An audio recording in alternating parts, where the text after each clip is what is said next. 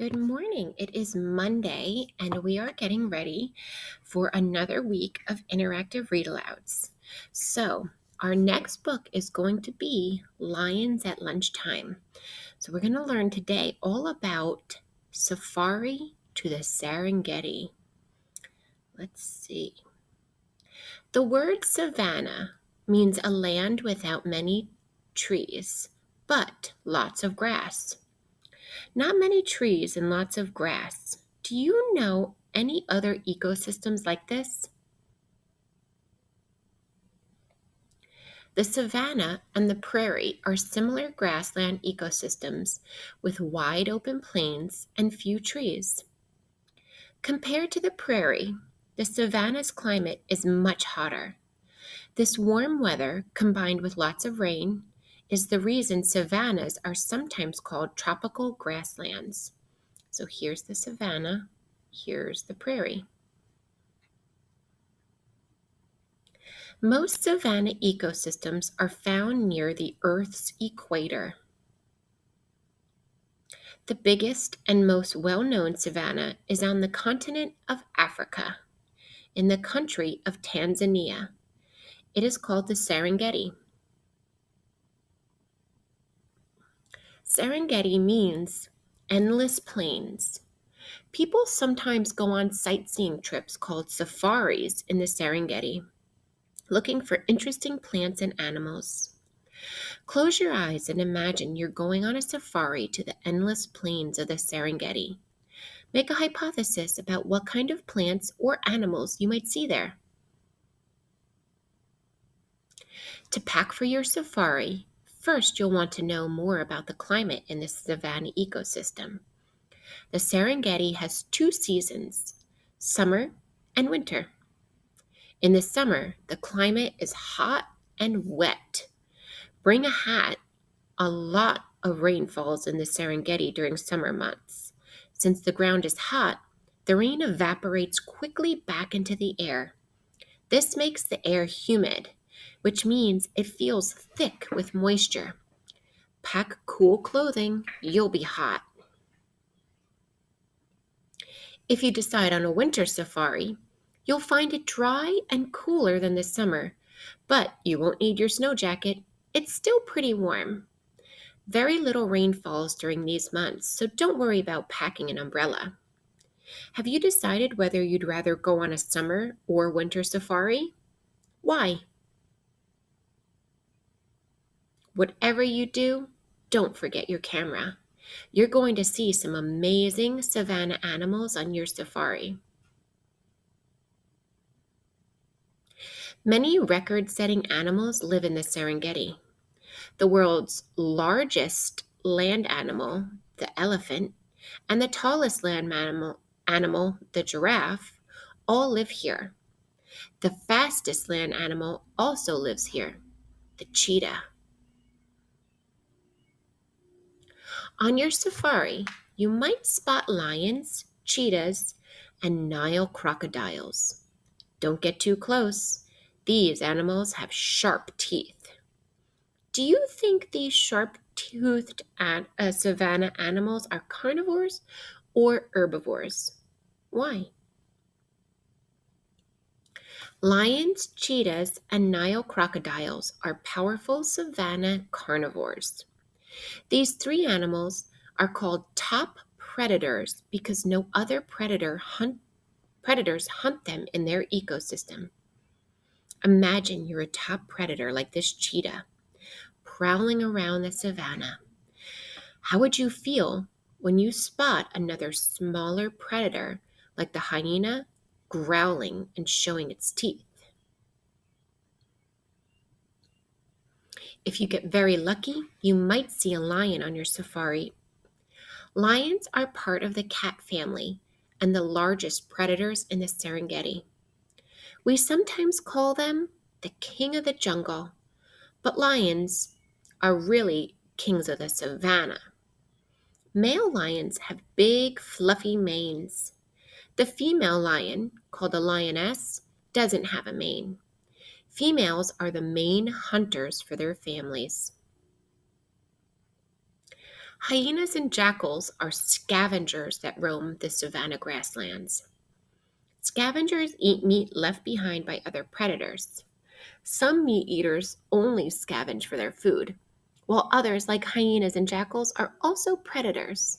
They get their energy from both scavenging and hunting. So here's the hyena and here's the jackal. If lions belong to the cat family of animals, what kind of animal do you think these scavengers look like? Hmm. If you're looking for more Serengeti scavengers, don't forget to point your binoculars up. Vultures are scavenger birds that soar around the Serengeti looking for dead prey on the ground. Once they find some, they begin circling around it, flying lower and lower until they're sure there aren't any other stronger predators lingering around their dinner. Most vultures only scavenge. They're not hunting predators.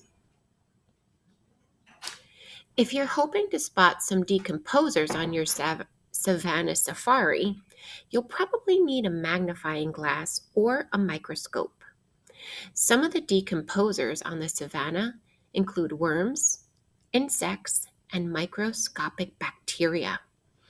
These tiny decomposers break down waste, leaving behind nutrients in the soil. Without decomposers, plants wouldn't be able to grow as well. Here are more savanna animals you might see on your African safari: giraffes, elephants, gazelle, and zebra. Do you think these animals are carnivores, herbivores, or decomposers? Those animals are herbivores. The savanna is a great place to be an herbivore because there's so much rich plant life on which to graze. There are also omnivores in the savanna, like the baboon. They mostly eat plants, but also insects and fish.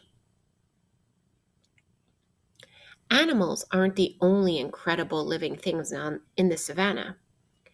There are lots of different kinds of plants in the Serengeti, all adapted to their unique ecosystem. Make sure to take a picture of the umbrella shaped acacia tree. It's one of the most famous Serengeti trees. Only giraffes are tall enough to eat its leaves. Do you remember that rain mostly falls during the Serengeti summer and not the winter? Since savanna plants depend on rainwater for survival, you'll notice the plants look different depending on when you visit. Savanna grasses grow quickly in the wet summer, storing as much water and nutrients as possible. In the dry winter, they turn brown and dormant, saving up their resources until the next rainy season.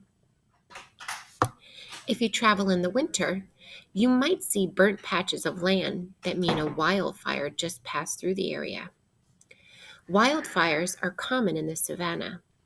Since there's less rain and everything is drier in the winter, it's easy for grasses and shrubs to catch fire and fire to spread. Savanna fires are usually caused by lightning strikes. Fires help the savanna. They clear out tough, dry grass and recycle nutrients into the soil, allowing new, more nutritious grasses to grow in its place.